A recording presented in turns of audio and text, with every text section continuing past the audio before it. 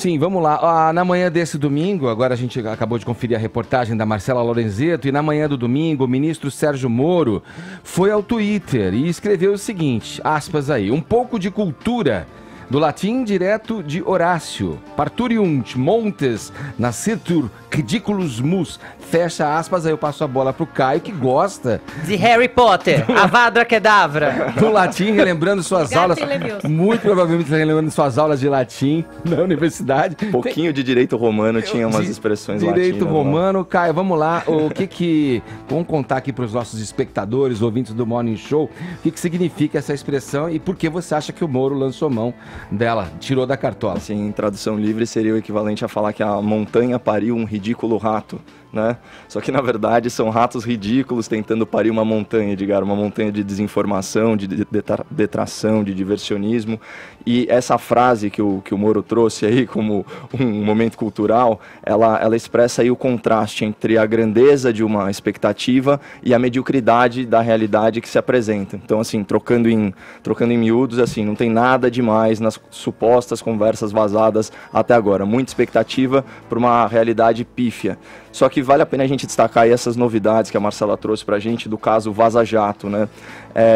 Essa última pseudo-reportagem, né, sobre as mensagens privadas potencialmente adulteradas e obtidas mediante prática criminosa de hackeamento, ela foi produzida aí numa parceria curiosa entre o site panfletário, né, da esquerda militante, o Intercept Brasil, e a Folha de São Paulo, que dispensa comentários porque sua reputação já é de domínio público. Mas a crítica jornalística aqui é muito óbvia, porque ela foi muito bem vocalizada nos questionamentos incisivos da nossa colega Vera Magalhães, né, que no programa Pânico emparedou o agitador político Glenn Greenwald nas suas próprias contradições. E qual que é essa crítica? É muito impróprio o vazamento seletivo e fracionado desse material na contramão do interesse público, né, e da transparência que se espera de um veículo de comunicação. E a Folha, ao invés de fazer coro a essa cobrança legítima da sociedade e da imprensa pela divulgação dos arquivos na íntegra, ela se dobrou ao quê? A lógica do sensacionalismo e a cultura do caça-clique. Ou seja, ela tomou a sua parte no butim. E é literalmente essa expressão,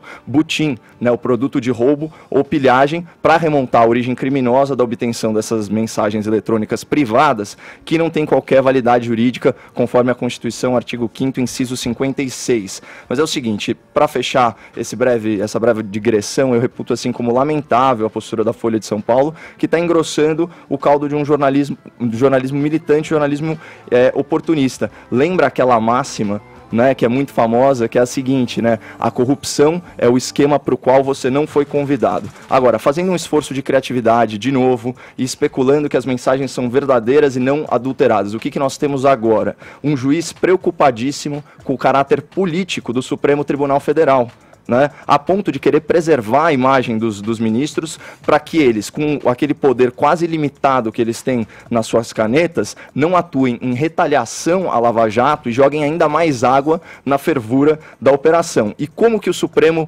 poderia e pode ainda atrapalhar a Lava Jato? É importante falar isso. Algumas formas aqui, ó, desmembramento de processo, reforma de decisão, relaxamento de prisão preventiva, não homologação das delações premiadas, mudança na jurisprudência penal, e aqui 2 destaques, né? O Caixa 2 processado na Justiça Eleitoral, que já foi feito, e uma reanálise da legalidade da prisão após julgamento em segunda instância, que está em suspenso no tribunal. Agora, voltando a esse possível diálogo, o mais interessante, para variar, está nas entrelinhas dessas supostas mensagens, que é o quê?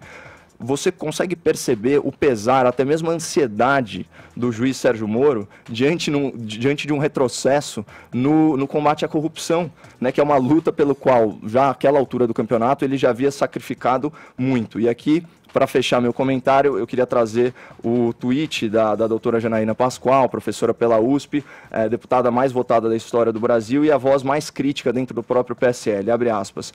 Um fato é incontestável. Nenhum dos diálogos, por enquanto, sugere falsificação de provas ou acusações. As conversas evidenciam o firme desejo de responsabilizar culpados. Nada além disso. Vamos a Brasília falar com o Trindade. Tem muita coisa envolvida aí, pode ser analisada de diversos aspectos, né, Zé? A semana promete ser agitada aí na capital federal. A notícia na política, ela anda com uma velocidade tão rápida que, na verdade, enquanto falo aqui, já temos a notícia de que esse julgamento do habeas corpus saiu na coluna da Mônica Bergamo, foi já cancelado, né? Foi adiado para um futuro. O Fefito trouxe para a gente aqui nos bastidores, enquanto a notícia era repercutida aqui, enquanto ouvíamos o Caio falando, né, Fefito? Olha só, foi adiado o julgamento da suspeição do Moro aí, e o julgamento deve ser adiado para o segundo semestre. A presidente da segunda turma do STF, a Carmen Lúcia, colocou o caso no último lugar da fila. Antes dele, 11 processos teriam que ser apreciados, e o Gilmar Mendes concluiu que não haveria tempo de debater o caso do Moro, porque só o voto dele tem mais de 40 páginas. Isso quem fala é a Mônica Bergamo, uma notícia publicada há cerca de 20 minutos na Folha de São Paulo. Sim, Zé, e aí eu passo a bola para você, para a gente repercutir em cima dessa... Eu imagino que você aí de Brasília já deve ter acompanhado o artigo dos advogados do petista, do ex-presidente Lula, publicado hoje na Folha de São Paulo. Dá pano para manga, é um assunto que divide opiniões, inclusive no próprio meio jurídico, né, Zé? A exemplo de que a política tomou conta da justiça e vice-versa, são os comentários apaixonados, né? Muitas vezes distantes de uma realidade e da frieza em que o assunto deve ser tratado. Vamos lá, o que você enxerga disso aí? O que você comenta a respeito do artigo publicado pelos advogados do ex-presidente Lula? Bom dia, Zé.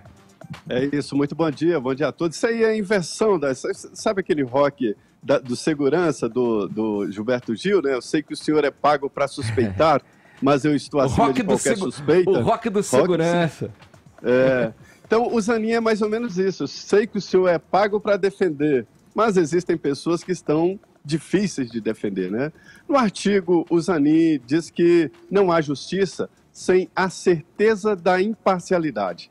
Na verdade, ele vem batendo nessa tecla, já escreveu em artigos anteriores dizendo que até então ele trabalhou com defesas de processos, ou seja, ele tinha que defender o que estava nos autos e não fora dos autos, como é o caso do ex-presidente Lula.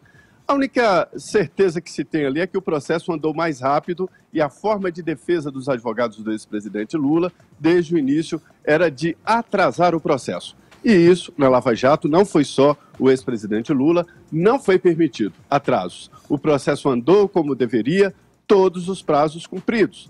Prazos de defesa, os juízes não têm prazo, né? O que é eu acho, uma dificuldade aí da justiça.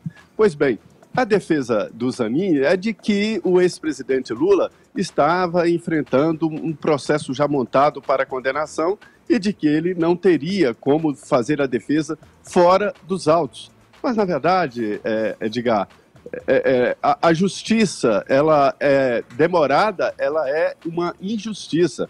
E mais ainda, quando se trata de advogados que atrasam o processo, que não querem o julgamento, na verdade, aposta na impunidade, que é a raiz de toda a desigualdade em se tratando de justiça e... Caiu o áudio do Zé. Tá me ouvindo, Zé? Tô te ouvindo. Assim, pode seguir. Voltamos com o teu áudio, vai lá. Então, o Zanin fala da imparcialidade, mas no Brasil se tem a imparcialidade como a impunidade de poderosos. E a impunidade é a pior semente para a violência. Nesse caso aí do adiamento, o ex-presidente da segunda turma, Ricardo Lewandowski, que marcou esse julgamento.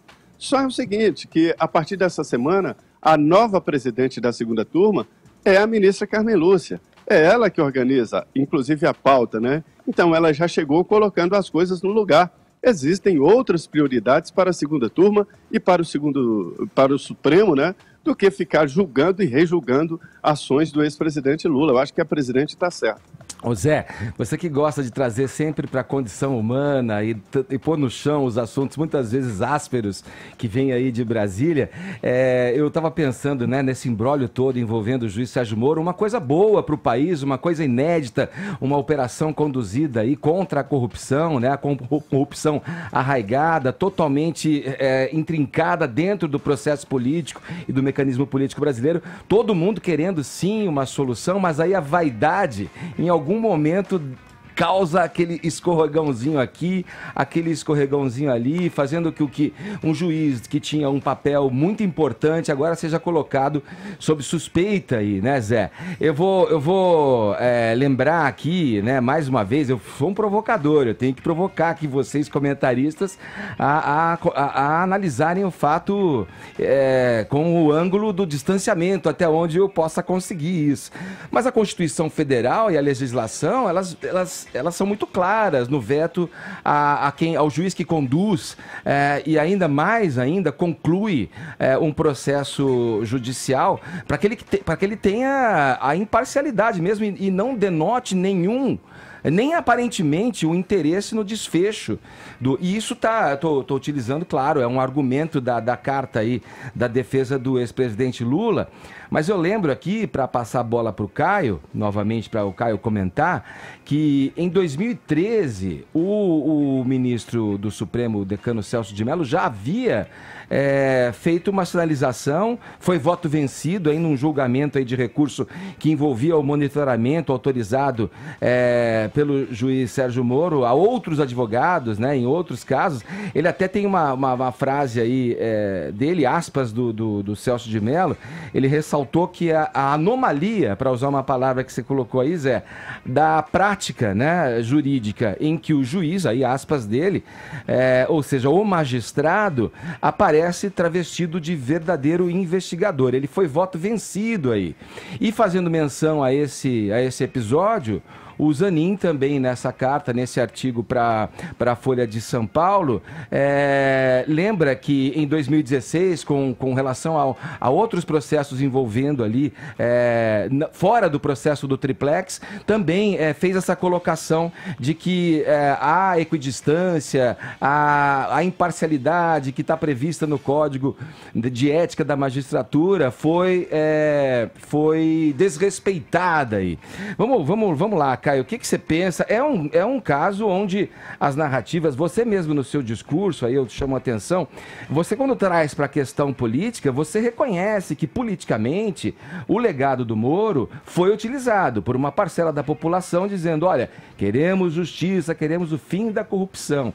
Mas não dá para negar também, até por colegas da sua área, juristas, ministros do Supremo Tribunal Federal, que apontam alguma, para usar a expressão do Celso de Mello, anomalia na condição disso. Mas é importante destacar o que você trouxe aqui, que esse foi um voto vencido. Portanto, a Justiça, em última análise, considerou o argumento improcedente. Sobre o artigo publicado na Folha de São Paulo pelos advogados do Lula, a gente tem que partir de algumas premissas, né, evidentes. Objetivamente, do ponto de vista judicial, qual que é o principal compromisso dos autores desse artigo, os atuais advogados do Lula? Eu digo atuais porque o antigo virou ministro do STF, mesmo tendo sido reprovado 2 vezes no concurso para juiz. O compromisso fundamental dos advogados do Lula não é com a justiça e muito menos com a verdade. O seu compromisso é com o seu cliente corrupto e eles são regiamente pagos para isso, o que é muito legítimo, mas que constitui prova cabal de que eles sim não são imparciais, que é o que o Zé falou, né? Sei que o senhor é pago para defender.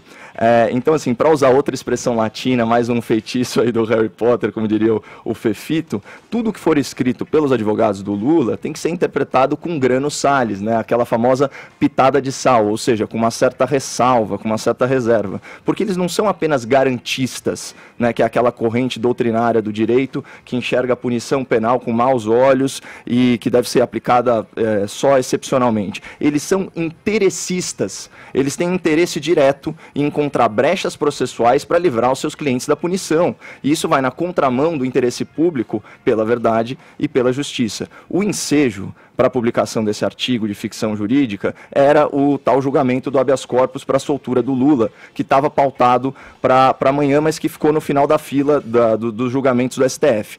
A estratégia da redação desse habeas corpus, Edgar, pela defesa do Lula, ela foi primorosamente definida pelo nosso chefe de jornalismo, Felipe Moura Brasil. Ele diz o seguinte: se colar, colou. Por quê?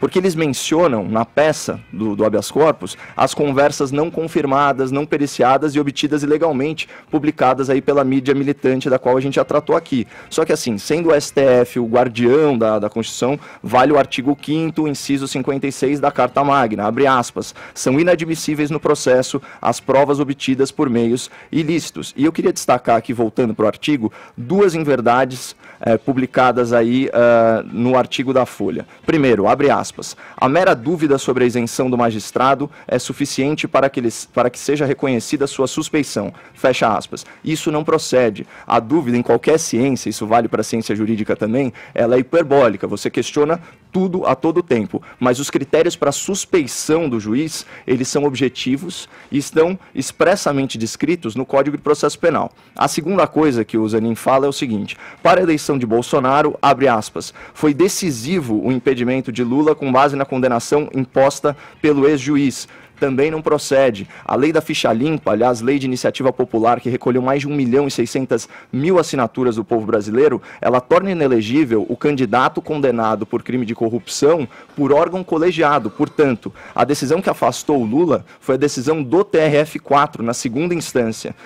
Aliás, condenação que foi corroborada pelo STJ, Tribunal Recursal, e várias vezes, em várias peças legais pelo STF, Tribunal Constitucional. De tudo que eu li no artigo, eu consigo identificar uma verdade, essa sim, que a gente precisa reconhecer, que é o título, que é o seguinte, só a justiça com a certeza da imparcialidade. Só que, como foi muito bem destacado pelo senador paranaense Oriovisto Guimarães, naquela sabatina lá do Senado, a imparcialidade como valor objetivo não se confunde com a neutralidade como valor subjetivo, ou seja, de foro íntimo. É possível ser imparcial sem ser neutro. E aqui eu vou dar um exemplo claro para você. É possível um juiz julgar a Suzane von Richthofen sendo imparcial, ou seja, seguindo os rigores da lei, mesmo desprezando ela no plano pessoal. Isso não torna ele suspeito, isso só faz dele um ser humano, porque no âmbito privado, todos nós temos direito à opinião. São as relações e os atos públicos que denotam ou não a imparcialidade de um juiz, e a conduta do Moro no processo é irretocável. Agora, a defesa alega também, está nessa carta, imagino que você tenha lido com atenção, eu queria que você destacasse o comentário para o fato de que o escritório da defesa de Lula, o escritório do qual pertence o Zanin, ele foi alvo de monitoramento e interceptação telefônica autorizada de maneira ilegal, segundo consta na carta, pelo juiz Sérgio Moro. Isso, a teu ver, também é uma ficção da justiça? Olha, ele, inclusive, isso... Ou foi um erro que ele assumiu? Não. Isso daí foi pauta, inclusive, de uma ação por parte do escritório e que até o momento não foi considerada procedente. O que você acha? Então a justiça não corroborou. O que você acha, Caio? Sem a análise da justiça e a verificação da validade das provas, não tem. Pode ser uma ilação, pode ser uma suspeita infundada e por aí vai. Mas é fácil de comprovar, né? Porque já que uma escuta, ela é registrada, ela tem tecnicamente os indícios todos, as provas todas registradas, melhor dizendo. Esse seria um vício se comprovado, seria um vício, mas assim, isso tudo está na mão da justiça. Dificilmente órgãos colegiados que são muito simpáticos ao Lula e ao lulopetismo, especialmente considerando que 8 dos 11 ministros foram nomeados por Lula ou Dilma, eles deixariam passar uma brecha para livrar o Lula da cadeia. Sim, mas esse problema é que, assim, simpáticos ou não, né, não é o que a gente esperaria da justiça, né? Isso sem dúvida. Essa é uma questão, né? A justiça não deve se pautar por simpatia, ou enfim, ou ao esse ou aquele, ela deve se manter imparcial, pelo menos no desejo desse mero cidadão que vos fala aqui.